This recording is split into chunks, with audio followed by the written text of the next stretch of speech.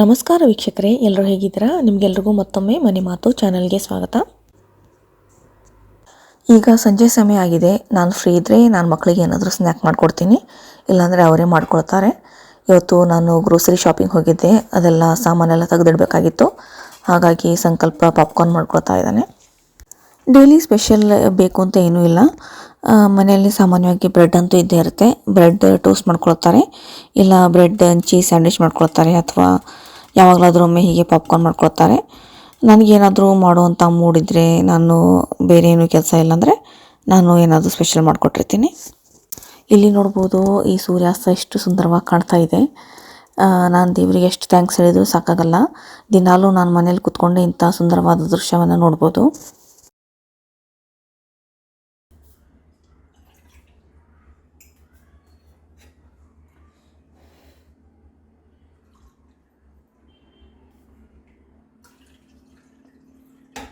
ಹೊರಗಡೆ ಚಳಿ ಇದ್ದದ್ರಿಂದ ಮಸಾಲ ಟೀ ಕುಡಿಬೇಕು ಅನ್ನಿಸ್ತಾ ಇತ್ತು. ಹಾಗಾಗಿ ಇಲ್ಲಿ ಟೀಗೆ ಶುಂಠಿ, ಮೆಣಸಿನಕಾಳಿನ ಪುಡಿ, ಚಕ್ಕೆ ಲವಂಗ ಹಾಕಿ ಮಾಡ್ಕೊಳ್ತಾ ಇದ್ದೀನಿ. ಡೈಲಿ 5 ಗಂಟೆಗೆಲ್ಲ ಟೀ ಆಗಿಬಿಟ್ಟಿರುತ್ತೆ. ಇವತ್ತೊಂದು ಸ್ವಲ್ಪ ಬೇರೆ ಕೆಲಸಗಳಿದ್ದರಿಂದ ಟೀ ಲೇಟ್ ಆಗಿಬಿಡ್ತು.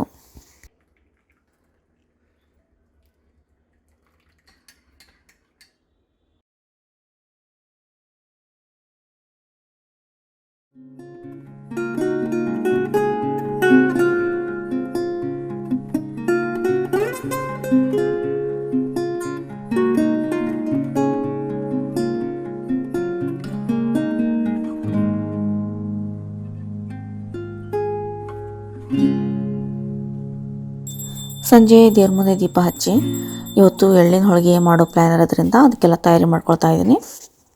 ಈಗ ಚಳಿಗಾಲ ಸ್ಟಾರ್ಟ್ ಆಗಿದೆ. ಚಳಿಗಾಲಕ್ಕೆ ಎಳ್ಳನ್ನು ತಿನ್ನಬೇಕು ಅಂತ ಹೇಳ್ತಾರೆ. ಯಾಕಂದರೆ ಅದರಲ್ಲಿ ಎಣ್ಣೆ ಅಂಶ ಇರೋದ್ರಿಂದ ಅದು ಚರ್ಮನ ಒಣಗಿ ಒಡಿದೇ ಇರೋ ಹಾಗೆ ನೋಡ್ಕೊಳುತ್ತೆ. ಅದಲ್ಲದೆ ಅದರಲ್ಲಿ ಸಾಕಷ್ಟು ಪ್ರಮಾಣದ ಆ್ಯಂಟಿ ಆಕ್ಸಿಡೆಂಟ್ಸ್ ಇರೋದ್ರಿಂದ ದೇಹದ ರೋಗ ನಿರೋಧಕ ಶಕ್ತಿಯನ್ನು ಸಹ ಜಾಸ್ತಿ ಮಾಡುತ್ತೆ ಮತ್ತು ದೇಹವನ್ನು ಬೆಚ್ಚಗೆ ಇಡುತ್ತೆ. ನಾನಿಲ್ಲಿ 2.5 ಗ್ಲಾಸ್ ಎಳ್ಳನ್ನು ಚೆನ್ನಾಗಿ ಚಟಪಟ ಅನ್ನೋವರೆಗೆ ಹುರ್ಕೊಂಡಿದ್ದೀನಿ. ಅದೇ ರೀತಿ ಇಲ್ಲಿ ನಾನು 1.5 ಗ್ಲಾಸ್ ಶೇಂಗಾ ತೊಗೊಂಡಿದ್ದೀನಿ. ಅದನ್ನು ಸಹ ಚೆನ್ನಾಗಿ ಕ್ರಿಸ್ಪಿ ಆಗೋವರೆಗೆ ಹುರ್ಕೊಳ್ಬೇಕು.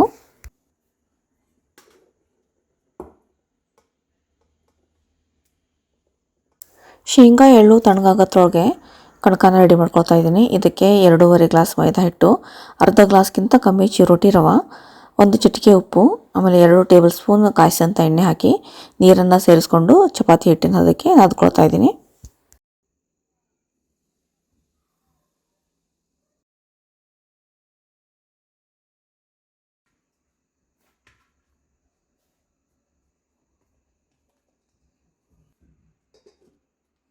ಮನೆಯಲ್ಲಿ ಶೇಂಗಾ ಚಟ್ನಿ ಪುಡಿ ಖಾಲಿಯಾಗಿತ್ತು, ಅದನ್ನು ಮಾಡೋಣ ಅಂತ ಶೇಂಗಾನ ಹುರ್ಕೊಳ್ತಾ ಇದ್ದೀನಿ. ನಮ್ಮ ಮನೆಯಲ್ಲಿ ಶೇಂಗಾ ಚಟ್ನಿ ಪುಡಿ ಅಥವಾ ಶೇಂಗಾ ಹಿಂಡಿ ಇಲ್ಲ ಅಂತ ನಡೆಯೋದೇ ಇಲ್ಲ. ಅನ್ನದ ಜೊತೆ, ಚಪಾತಿ ಜೊತೆ, ರೊಟ್ಟಿ ಜೊತೆ, ಬ್ರೆಡ್ ಟೋಸ್ಟ್ ಜೊತೆ, ಅದಲ್ಲದೆ ಯಾವುದಾದ್ರೂ ಪಲ್ಯಗಳು ಮಾಡಿದಾಗ ಪಲ್ಯಗಳಿಗೂ ಬೇಕಾಗುತ್ತೆ. ಹಾಗಾಗಿ ಈ ಚಟ್ನಿ ಪುಡಿ ಬೇಕೇ ಬೇಕು. ಶೇಂಗಾ ಎಳ್ಳು ಆರಿವೆ. ಶೇಂಗಾ ಸಿಪ್ಪೆ ಬಿಡಿಸ್ಕೊಂಡು ಶೇಂಗಾ ಎಳ್ಳಿನ ಜೊತೆ 2.5 ಗ್ಲಾಸ್ ಕುಟ್ಕೊಂಡಂಥ ಬೆಲ್ಲವನ್ನು ಸೇರಿಸ್ಕೊಳ್ತಾ ಇದ್ದೀನಿ. ನಂತರ ಇದನ್ನು ನುಣ್ಣಗೆ ಪುಡಿ ಮಾಡ್ಕೊಳ್ಬೇಕು. ಇಲ್ಲಿ ನಾನು 10ರಿಂದ 11 ಏಲಕ್ಕಿಯನ್ನು ಸೇರಿಸ್ಕೊಳ್ತಾ ಇದ್ದೀನಿ.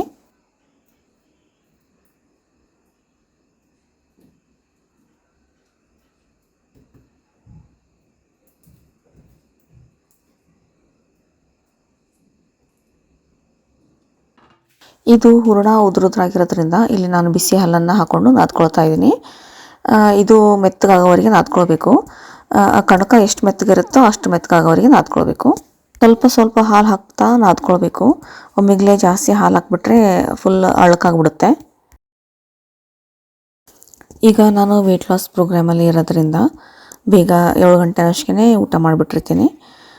ಮಕ್ಕಳು ಬೇಗ ಬೇಡ, ಹಸು ಇಲ್ಲ ಅಂತ ಹೇಳ್ತಾರೆ. ಆಮೇಲೆ ನನ್ನ ಹಸ್ಬೆಂಡ್ ಶಂಕರು ಬೇಗ ಊಟ ಮಾಡಿದರೆ ಮತ್ತೆ ರಾತ್ರಿ ಹಸು ಆಗುತ್ತೆ ಅಂತ ಹೇಳ್ತಾರೆ.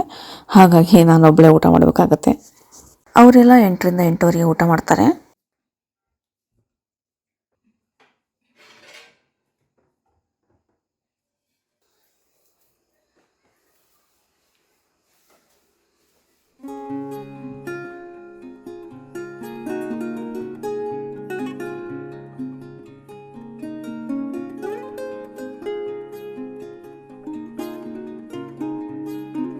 ಇಲ್ಲಿ ನಾವು ಕಣಕ ಎಷ್ಟು ತೊಗೊಂಡಿರ್ತೀವೋ ಅದ್ರ 3 ಪಟ್ಟು ಹೂರಣ ತೊಗೊಂಡ್ರೆ ಮಾತ್ರ ಹೋಳಿಗೆಗಳ ರುಚಿ ಜಾಸ್ತಿ. ಇಲ್ಲಿ ನನಗೆ ಹೂರಣ ಒಂದು ಸ್ವಲ್ಪ ಗಟ್ಟಿ ಅನ್ನಿಸ್ತು.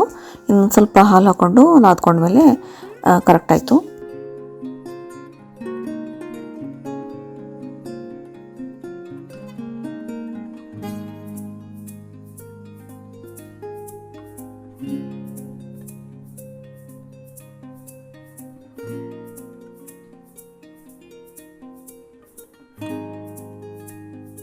ಈ ಥರ ಹೂರಣ ಮತ್ತು ಕಣಕ ಎರಡರದ್ದು ಕನ್ಸಿಸ್ಟೆನ್ಸಿ ಸೇಮ್ ಆಗಿದ್ದರೆ ಹೋಳಿಗೆಗಳು ಚೆನ್ನಾಗಿ ಬರುತ್ತವೆ. ಇಲ್ಲ ಅಂತಂದರೆ ಒಂದು ಸೈಡ್ ಹೂರಣ ಆಗುತ್ತೆ, ಒಂದು ಸೈಡ್ ಕಣಕ ಆಗುತ್ತೆ.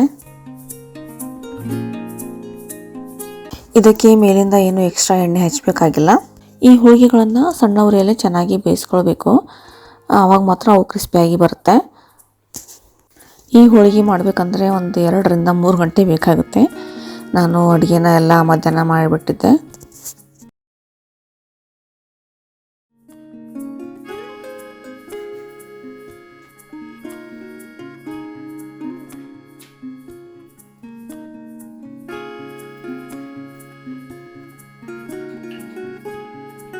ನಂತರ ಹೋಳಿಗೆಗಳನ್ನು ಈ ಥರ ಆರಾಕಕ್ಕಿಟ್ಟು ಅವು ಪೂರ್ತಿ ತಣ್ಣಗಾದ್ಮೇಲೆ ಒಂದ್ರ ಮೇಲೆ ಒಂದು ಜೋಡಿಸಿ ಇಟ್ಕೊಳ್ಬೋದು. ನಾನು ಇಲ್ಲಿ ತೊಗೊಂಡಿದ್ದ ರೇಷಿಯೋ ಕರೆಕ್ಟಾಗಿತ್ತು. ಮೇಲ್ಗಡೆ ಒಂದು ಸ್ವಲ್ಪ ಹೂರಣ ಉಳಿದಿದೆ, ಅದರಲ್ಲಿ ನಾನು ಉಂಡೆ ಮಾಡ್ತಾಯಿದ್ದೀನಿ. ಮಕ್ಕಳಿಗೆ ಈ ಉಂಡೆ ಅಂದ್ರೆ ಭಾಳ ಇಷ್ಟ.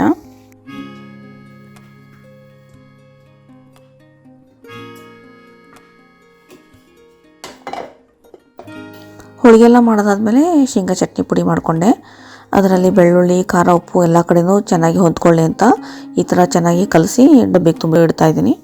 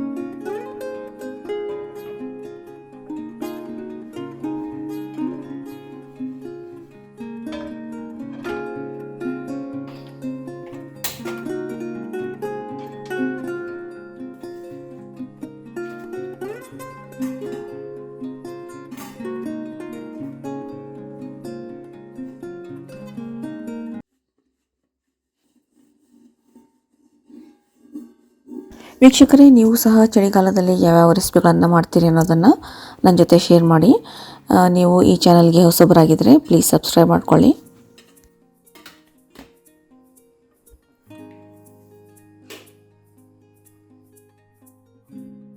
ಹೋಳಿಗೆ ತುಂಬ ಚೆನ್ನಾಗಿ ಕ್ರಿಸ್ಪಿಯಾಗಿ ಬಂತು. ವೀಕ್ಷಕರೇ, ನಿಮಗೆ ಈ ವಿಡಿಯೋ ಇಷ್ಟವಾದರೆ ಪ್ಲೀಸ್ ಲೈಕ್ ಮಾಡಿ, ಕಮೆಂಟ್ ಮಾಡಿ, ಸಬ್ಸ್ಕ್ರೈಬ್ ಮಾಡಿ. Thank you for watching.